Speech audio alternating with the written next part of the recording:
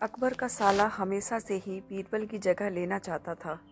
अकबर जानते थे कि बीरबल की जगह ले सके ऐसा बुद्धिमान इस संसार में कोई नहीं है। फिर भी जोरू के भाई को वह सीधी ना नहीं बोल सकते थे। ऐसा करके वह अपनी लाडली बेगम की बेरुखी मोल नहीं लेना चाहते थे। इसीलिए उन्होंने अपने साले साहब को एक कोयले से भरी बोरी दे दी और कहा कि जाओ इसे हमारे राज्य के सबसे मक्कार और लालची सेठ दमड़ी लाल को बेचकर दिखाओ। अगर तुम यह काम कर गए तो तुम्हें बीरबल की जगह वजीर बना दूंगा। अकबर की इस अजीब शर्त को सुनकर साला चंभे में पड़ गया। वह कोयले की बोरी लेकर चला तो गया, पर उसे पता था कि वह सेठ किसी की बातों में नहीं आने वाला। ऊपर से वह उल्टा उसे ही चूना लगा देगा। हुआ भी यही। सेठ दमड़ी लाल ने कोयले की बोरी के बदले एक ढेला भी देने से इनकार कर दिया। साला अपना समूह लेकर महल वापस लौट आया और अपनी हार स्वीकार कर ली। अब अकबर ने वही काम बीरबल को करने को कहा। बीरबल कुछ सोचे और फिर बोले कि सेठ दमड़ीलाल जैसे मक्कार और लालची सेठ को यह कोयले की बोरी क्या, मैं सिर्फ कोयले का एक टुकड़ा ही 10,000 रुपये में बेचाऊंगा। यह बोलकर वह तुरंत वहां से रवाना हो गए। सबसे पहले उसने एक दर्जी के पास जाकर एक मखमली कुर्ता सिलवाया, हीरे मोती वाली मालाएं गले में डाली, महंगी जूती पहनी और कोयले को बारीक सुरमे जैसा पिसवा लिया। फिर उसने पिसे कोयले को एक सुरमे की छोटी चमकदार डिब्बी में भर लिया।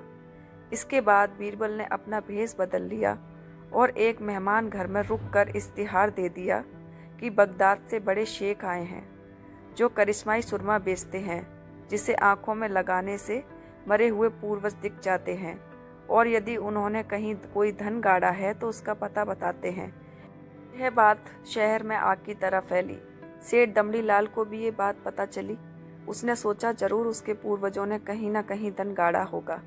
उसने तुरंत शेख बने बीरबल से संपर्क किया और सुरमे की डिब्बी खरीदने की पेशकश की। शेख ने डिब्बी के 20,000 रुपये मांगे और मोल भाव करते करते 10,000 में बात तय हुई। पर सेठ भी होशियार था। उसने कहा, मैं अभी तुरंत ये सुरमा लगाऊंगा और अगर मुझे मेरे पूर्वज नहीं दिखे तो मैं पैसे वापस ले लूंगा। बीरबल बोला, बिल्कुल आप ऐसा कर सकते हैं। चलिए शहर के चौराहे पर चलिए और वहां इसे जांच लीजिए। सुरमे का चमत्कार देखने के लिए भीड़ इकट्ठा हो गई। तब बीरबल ने ऊंची आवाज में कहा, ये सेठ अभी ये चमत्कारी सुरमा लगाएंगे और अगर ये उन्हीं की औलाद हैं जिन्हें ये अपना माँ बाप समझते हैं तो इन्हें इनके पूर्वज दिखाई देंगे और गड़े धन के बारे में बताएंगे। लेकिन अगर आपके माँ बाप में से किसी ने भी बेईमानी की होगी और आप उनकी असल औलाद नहीं होंगे तो आपको कुछ भी दिखाई नहीं देगा। और ऐसा कहते ही बीरबल ने सेठ की आंखों में सुरमा लगा दिया। फिर क्या था, सिर खुजाते हुए सेठ ने आंखें खोली। अब दिखना तो कुछ था नहीं, पर सेठ करे भी तो क्या करे। अपनी इज्जत बचाने के लिए सेठ ने 10,000 बीरबल के हाथ थमा दिए और मुंह फुलाते हुए आगे बढ़ गए। बीरबल फौरन अकबर के पास पहुंचे और रुपए थमाते हुए सारी कहानी सुना दी। अकबर का साला बिना कुछ कहे अपने घर लौट गया और अकबर बीरबल एक दूसरे को देखकर मंद मंद मुस्काने लगे। इस किस्से के बाद फिर कभी अकबर के साले ने बीरबल का स्थान नहीं मांगा।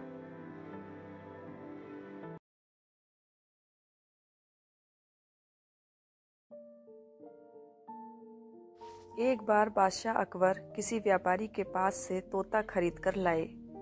वह तोता देखने में अत्यंत सुंदर था और उसकी बोली भी बड़ी मीठी थी।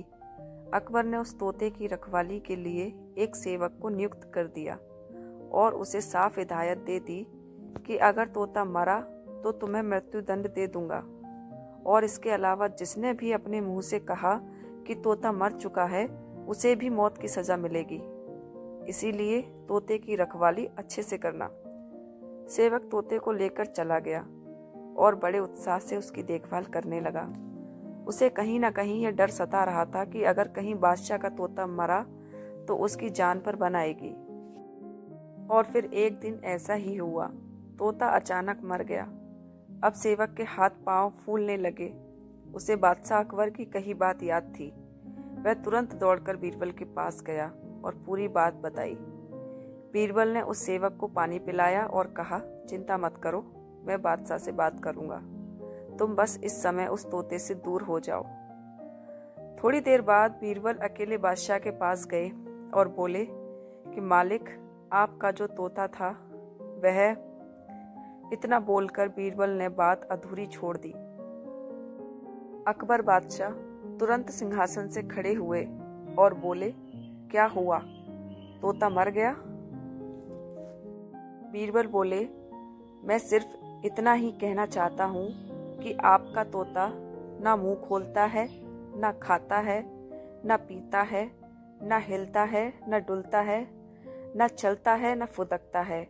उसकी आंखें बंद हैं और वह अपने पिंजरे में लेटा पड़ा है। आप आइए और जरा उसे देखिए। अकबर और बीरबल फौरन तोते के पास गए। अरे बीरबल, तोता मर चुका है। ये बात तुम मुझे वहीं पर नहीं बता सकते थे? अकबर क्रोधित होते हुए बोले, उस तोते का रखवाला कहाँ है? मैं उसे अभी अपनी तलवार से सजाए मौत दूंगा। तब बीरबल बोले, जी मैं अभी उस रखवाले को हाजिर करता हूँ, लेकिन ये तो बताइए कि आपको मृत्यु देने के लिए मैं किसे बुलाऊं? क्या मतलब है तुम्हारा? अकबर जोर से चीखे। जी, आप ही ने तो कहा था कि जो कोई भी बोलेगा कि तोता मर चुका है उसे भी मौत की सजा दी जाएगी, और अभी कुछ देर पहले आप ही के मुख से ये बात निकली थी। अब अकबर को अपनी गलती का एहसास हो गया। बीरबल की इस चतुराई से अकबर हंस पड़े और वे दोनों हंसते हंसते दरबार लौट गए। अकबर ने तुरंत घोषणा कर दी कि सेवक पर कोई कार्रवाई नहीं की जाएगी। तोता अपनी मौत मरा है, उसमें किसी का कोई दोष नहीं है।